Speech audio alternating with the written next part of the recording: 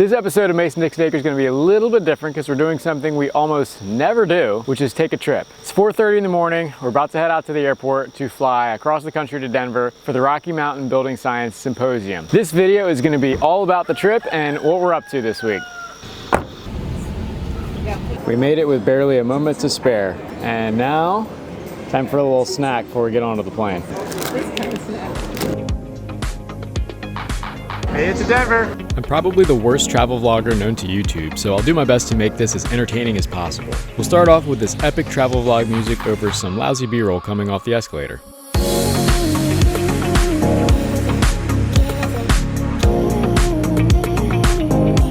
Here's our ride for the week. All right, here's our little truck driver. She's the only one that's got collision insurance, so she rented the car. Now we got a real truck driver. No, put this back on. No. She's got my sunglasses on. She thought the Tacoma originally had like 300 miles on it, but then she's like, wait a second, it's going down. Oh, that's our distance to empty. It has 17,000 miles on it. The main event that we're coming out for is the Rocky Mountain Building Science Symposium, also known as BS and Beer, Building Science and Beer. We're gonna do some learning, some networking with industry professionals, and we have a couple friends that we've met both virtually and in person that will be meeting out here as well. It's hosted at Blue Moon Brewing, which is a fitting venue for BS and Beer, and so hopefully there should be plenty of beer too. The host of this event is Sash CO. They make really high quality sealants. They are the ones that really invited us to come out and hang out with them this week, so we're really excited to see what the week brings, and I'm really happy we got this rental truck. We were thinking about just doing Ubers, but then when we got to the airport we were like, it probably would be more convenient to just have our own rental car, so we just got the cheapest economy rental we could find, but they were out of economy cars, so they just asked if we wanted this red Tacoma. So we might do some off-roading this week too. First stop on the tour is taking a look at Sashco's manufacturing facility, and first impression, this place is beautiful. That's probably one of the most pretty factories I've ever seen.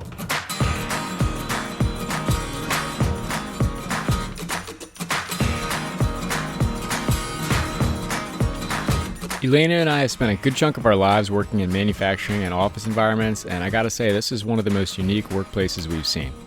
Nate gave us the grand tour, starting with the lobby, kitchen, and coffee bar, then moving into the meeting and office space. The building is barely a year old, and Sashco outfitted it exactly to their taste, including themed meeting areas and areas that mimic store shelving. They also have this award where an employee gets a yellow company car to drive for the year, which is currently a Ford Thunderbird, but in the past has been a DeLorean DMC. It broke down though, and replacement parts were impossible to find. Then it was time to check out where the magic happens, and that is no MTV Cribs reference. Nate showed us through the production area, starting with the batch mixing machines. For water-based sealants, all the raw ingredients are measured and added to the mixers, which the factory workers have lovingly named after superheroes. Once the batch is mixed, it's pumped to a tube filling and boxing station. This particular product is Big Stretch, one of the most popular Sashco sealants. Solvent-based products like Lexel and Through the Roof are mixed in a separate blast-proof room, then pumped through a network of tubing to fill stations in the main factory. So now it's full of Through the Roof. Wow. It off to get a plunger put in. That's insane. That's a lot of Through the Roof. The finished pallets head through this store to be warehoused and shipped out.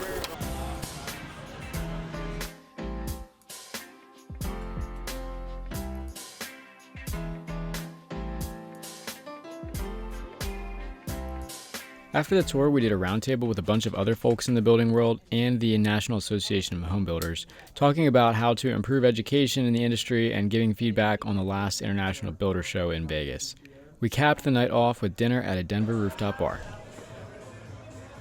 The next morning was day one of the symposium, where we drank our fair share of Blue Moon and learned from some notable figures in the building science social media niche. The crowd is mostly local high-performance builders and architects, and this event qualifies for continuing education credits, which draws a lot of folks out. Topics for day one were building science basics, the history of building science, and various architectural details for a well-built house. 20-foot by 30-foot open pavilion on the ocean. The last 2 days have been such a whirlwind. I haven't gotten a lot of footage except for some B-roll, but we are at Blue Moon Brewery. That is where the event is being hosted, and this place is awesome. Really unique venue, got some concrete tube seating, really beautiful interior. Definitely an awesome place to host an event like this. Today's day 2, and we're getting ready to go back, and we got a lot of really good speakers lined up. I think HVAC design is on the docket for today, so it should be a good day full of learning, good food and beer. Ross Trethaway is the engineering consultant for this old house, and he's a wizard in HVAC. He was followed by Kota Yuno with Building Science Corporation, who is equally a wizard in understanding how to control moisture through buildings. We got some great pointers on finishing out our current build and designing the future edition. It's another beautiful day this morning, and we are firing up the old Tacoma here. We're gonna go to the mountains. We're gonna do some hiking at a place called Shitaka. It's in the foothills of Colorado. It's pretty easy little walking trails, and I believe it's really kind of like a family resort or cabin type place for camping on the weekends and that sort of thing. You ready? Yeah, let's do it. Let's do some hiking. Now we're driving towards those mountains. A lot of the houses here are really close together. I guess everyone wants to move to Boulder, Colorado because not only were these giant houses super close, we pulled up Zillow out of curiosity, and it was hard to find one that didn't have an M on the price tag. Well, we made it. We're in Chautauqua. This is, I guess, the foothills of the mountains, so it's not quite as tall as all the rest, but the first order of business is to get some food, and they have a little dining hall here, so that's what that thing is up there. This came on a recommendation, so let's see how it is. A little avocado toast to round out the morning. We found the Colorado equivalent of a seagull. You can just walk right up to these things, I guess. Look at the tail on this thing. The tail is just like a foot long. Come here, little guy. These are the flat irons of Colorado. It's getting steeper, it's getting rockier, but overall still a very walkable trail. This is quite a frequently used trail from the way it looks. Yep. We couldn't go too far up. We were hoping to get up there, but we kind of ran out of time. We're going to Hector and Marcella from Efficient Build's job site, and so we are carpooling up there. I guess there's limited parking, so we're on the way back down. We just got a good little brisk hike up here going uphill. It's really rocky and dry, which makes sense because we are in the Rocky Mountains, but it's definitely difficult to come down more than it is going up just because you're constantly trying not to slip on dry dust. So fingers crossed we make it down okay. Before leaving, we peeked into the Shitaka Auditorium, a huge timber frame structure that was built in just over 2 months back in 1898. The size of this building is pretty impressive from being built that long ago, and now it hosts some pretty big name speakers and musicians. Definitely the biggest timber frame I've ever seen. I think we were more impressed with the building though.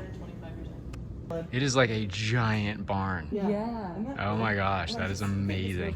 That's like a huge... That's a 12 by 12 timber right there. Then it was back on the road through Boulder Pass, which is beautiful by the way, to the build site of Hector and Marcella from Efficient Build, who are fellow owner builders. They're building a really unique house that has an accessory dwelling unit connected to the main house with a bridge, and the view is spectacular.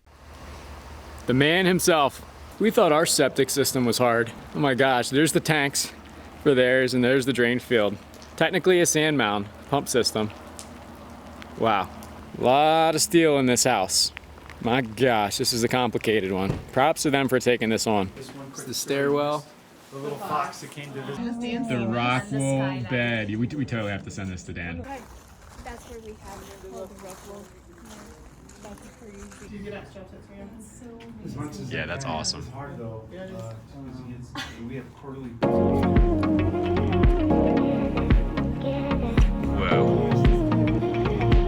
Bridge. Hector and Marcella are working with Huber Wood on this project, so we got to meet their crew as well and tagged along with them for the rest of the day. On the way back to town, we made a pit stop at Boulder Falls. This was really a beautiful place.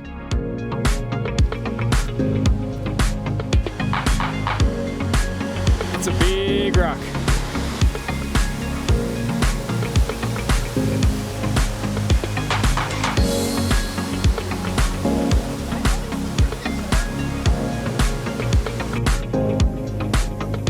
The last stop out was a little walk through downtown Boulder, where we stopped at a CU Boulder College Bar and relived our glory days.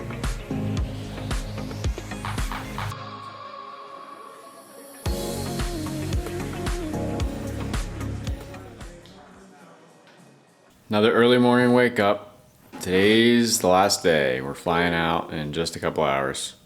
So now back to reality. Back to the airport and another 5-hour flight back home.